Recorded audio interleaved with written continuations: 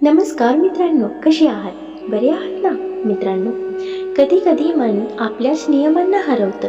योग्य अयोग्य यांच्या सीमारेषा धुसर होतात आणि एक भावना मनात अलगद घर करून बसते, जिचं उत्तर सहज मिळत नाही.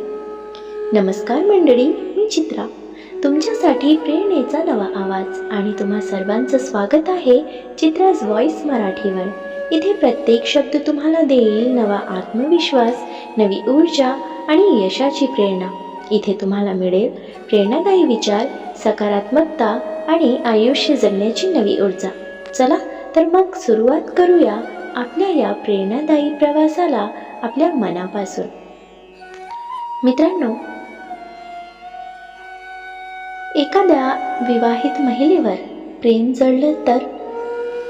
नंबर 1, मनाचा गुंता. अशी भावना येणं हे मानवी आहे, पण ती स्वीकारताना मनात अपराधीपणाची छटा उमटते. आपण कुणाच्या आयुष्यात न कळत वादळ तर आणत नाही ना, हा प्रश्न सतत टोचत राहतो. नंबर 2, मर्यादांची जाणीव. तिचं आयुष्य आधीच कुणासोबत जोडलेलं असतं, त्या नात्याचा सन्मान राखणं हीच खरी परिपक्वता. भावना असल्या तरी त्यांना मर्यादा घालणं महत्त्वाचं ठरतं. नंबर 3, स्वतःशी प्रामाणिक राहणं. मनात काय चाललंय हे स्वतःला कबूल करणं कठीण असतं, पण हाच प्रामाणिकपणा पुढचं योग्य पाऊल ठरवायला मदत करतो. नंबर 4, दूर राहण्याचं धैर्य. कधी कधी प्रेम म्हणजे जवळ येणं नाही, तर दूर राहूनही दुसऱ्याच्या आयुष्याचा आदर करणं असतं. हे धैर्य दाखवणं सोपं नसतं, पण तेच योग्य ठरतं. नंबर 5, भावनांचं रूपांतर. त्या भावनेला वेगळं वळण देणं, स्वतःच्या प्रगतीत, स्वप्नांमध्ये किंवा इतर नात्यांमध्ये गुंतवणं हे मनाला सावरण्याचा एक मार्ग ठरू शकतो.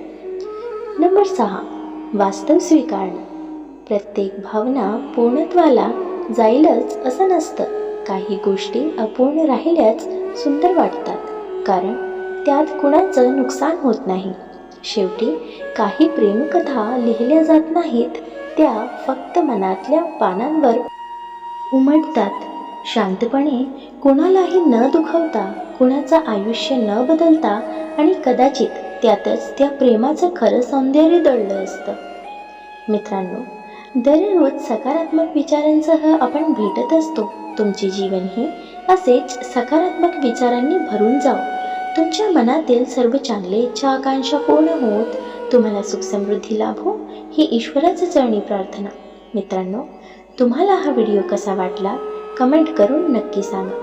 व्हिडिओ आवडल्यास लाईक शेअर करायला विसरू नका आणि अशीच छान छान कथा आणि सुविचारासाठी चॅनलला सबस्क्राईब नक्की करा. भेटूया पुन्हा एका नवीन व्हिडिओमध्ये. तवर स्वस्थ रहा, मस्त रहा, आनंदित रहा. धन्यवाद.